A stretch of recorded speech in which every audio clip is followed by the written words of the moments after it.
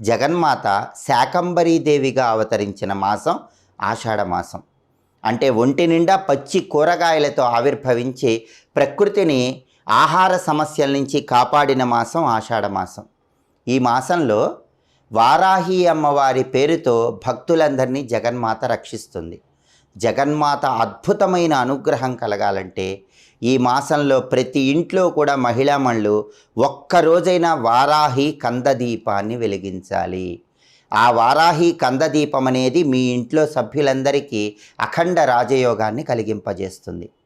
ఈ వారాహి కందదీపాన్ని ఎలా వెలిగించాలంటే ఈ మాసంలో ఏ రోజైనా సరే వారాహి అమ్మవారి విగ్రహాన్ని లేదా చిత్రపటాన్ని మీ గృహంలో పూజా మందిరంలో ఏర్పాటు చేసుకోవాలి. విగ్రహానికి నియమాలు ఎక్కువ ఉంటాయి కాబట్టి సాధ్యమైనంత వరకు చిత్రపటాన్ని ఏర్పాటు చేసుకోవటం మంచిది. వారాహి అమ్మవారి ఫోటోకి గంధం